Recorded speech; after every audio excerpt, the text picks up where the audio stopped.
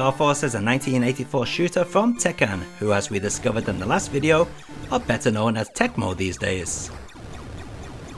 In the game you pilot Starship Final Star, while shooting various enemies and destroying enemy structures for points.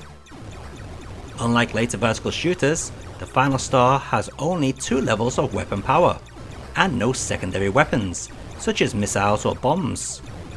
Each stage in the game was named after a letter of the Greek alphabet. In certain versions of the game, there's an additional level called Infinity, represented by the infinity symbol, which occurs after Omega, after which the game repeats indefinitely. As you can see, the stage designs don't really differ from each other much. However, there are a fair number of different enemy craft for an early shooter.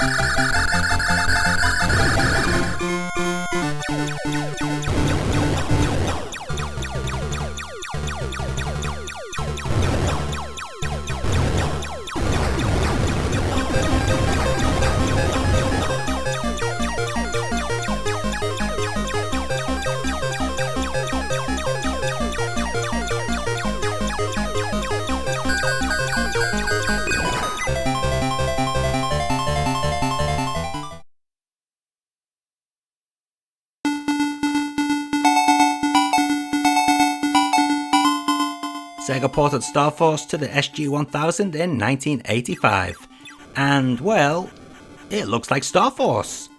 Not too shabby considering the hardware.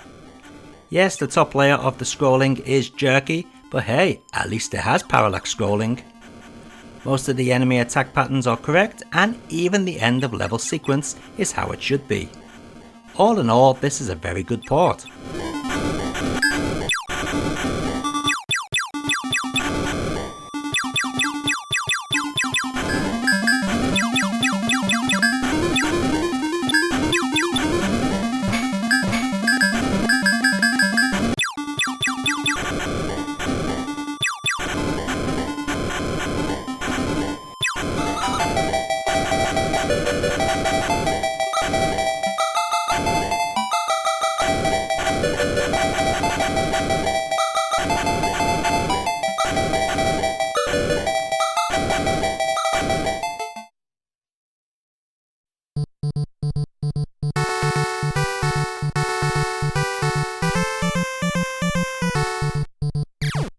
Hudson Soft handled the Famicom port, and yet again it's a pretty good rendition of the arcade game. Just like the SG-1000, all the enemy attack patterns are there for the most part, along with all the same bonus icons. The stage clear screen has been altered in this version, however, to a much more basic screen. This version also contains an Easter egg. After defeating the Omega target, the player can see a black screen with Tecmo's logo, announcing the future release of the sequel, Super Star Force.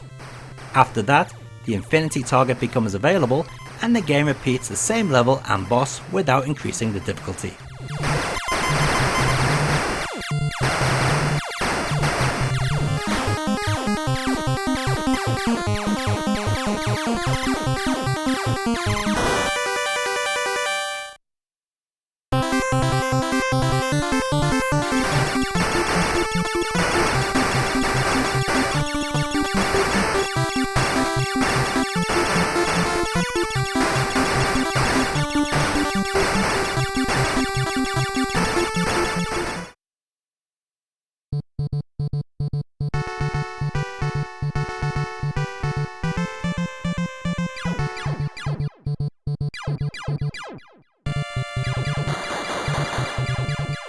Star Force wasn't on the Super Famicom, you may be thinking?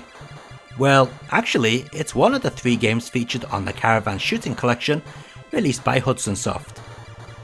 What we have here is a port of the Famicom game to the Super Famicom. Not much has been changed apart from the graphics now having a little bit more detail to them. Also, the horrid screen update that the Famicom has seems to be more pronounced on this port. You'd think Hudson would have at least masked that off. It's so distracting.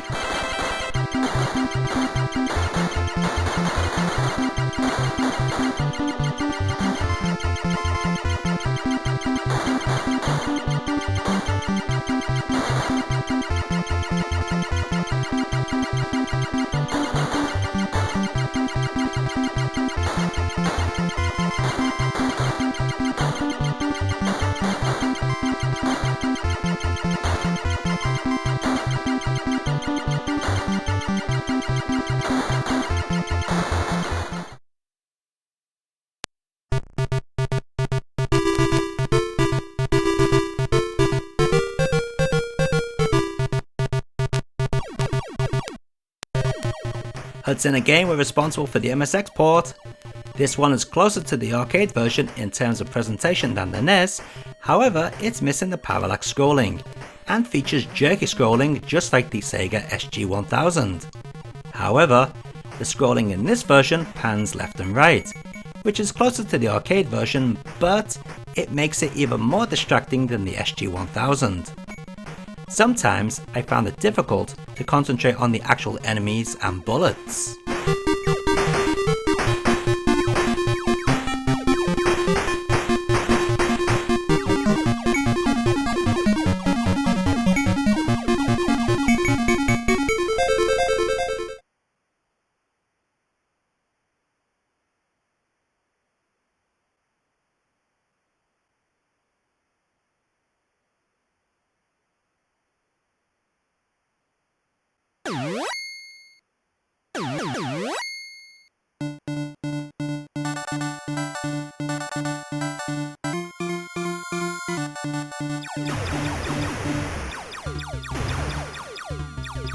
Denpa, who are better known as Micomsoft now, brought Starship to the Sharp X68000 as part of their arcade anthology collection.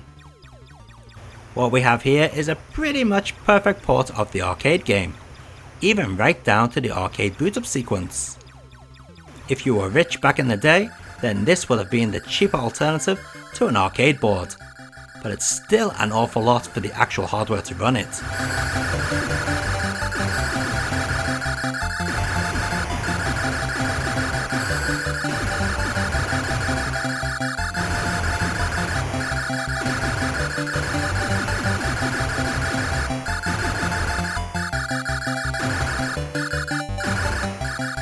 And let's take a look at all those versions of Star Force running side by side.